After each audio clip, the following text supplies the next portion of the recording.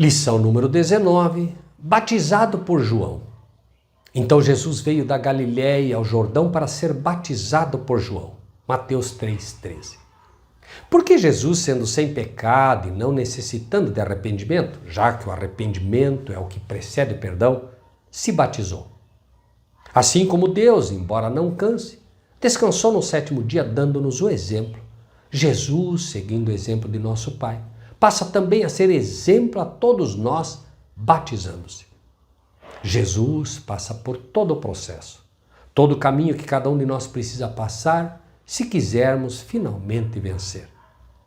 E o que ocorre em seu batismo?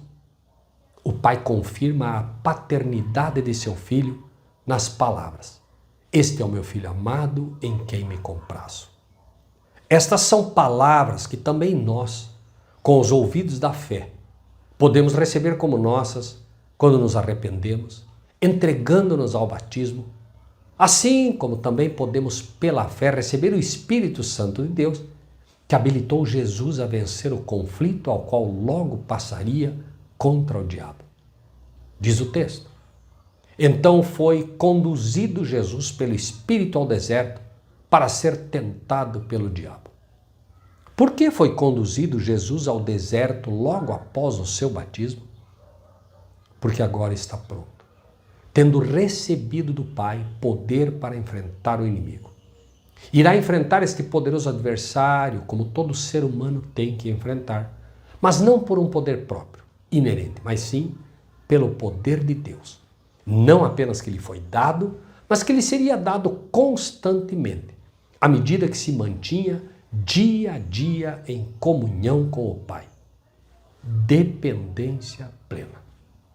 E como temos certeza de que será assim também conosco? Afinal, Cristo era o divino Filho de Deus, literal, saiu do seio do Pai. Não é como nós que fomos adotados. Ocorre que a majestade, poder e glória que tinha com o Pai antes de se tornar carne, deixou no céu, pois de tudo isso esvaziou-se. Pois os que em Cristo foram batizados, de Cristo se revestiram. Gálatas 3,27. Assim como Cristo, batizando-se, reveste-se do poder do Pai para enfrentar o inimigo.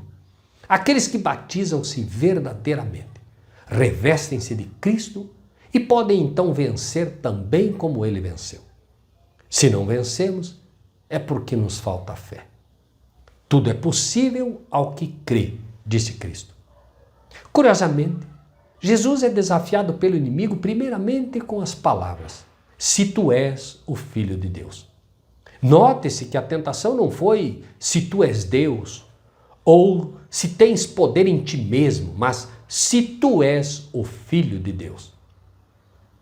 Assim como Cristo foi desafiado a provar que era o Filho de Deus, assim como foi desafiado a olhar para a sua condição humana, pois depois de 40 dias em jejum havia nele ainda menos parecer e formosura, estando muito diferente daquele que séculos antes, quando somente divino, arrancou dos lábios de um rei pagão as palavras: "E o aspecto do quarto é semelhante ao Filho de Deus." Daniel 3,25. Assim também nós somos desafiados a provar que somos filhos de Deus, sendo convidados pelo diabo a olhar para nós mesmos, para nossas imperfeições humanas, a ver se conseguimos encontrar algo em nós que nos recomende a Deus. Mas Cristo, assim como constantemente estava em dependência e buscando ao Pai, Cristo nos convida a olhar para fora de nós, para a cruz. Assim como os hebreus no passado, mordidos pelas serpentes, eram convidados a olhar para a serpente no madeiro e ser curados. E assim como ele próprio dirigia seu olhar a seu Pai, pois sabia que ali estava a fonte de sua força. 2 convites. Um te diz: olhe para a cruz, olhe para Cristo. Assim como Cristo confiava plenamente em seu Pai e poderá vencer como ele venceu. Outro convite te convida a olhar para ti mesmo, para provar que é um filho de Deus. Qual você aceitará? Pense nisso.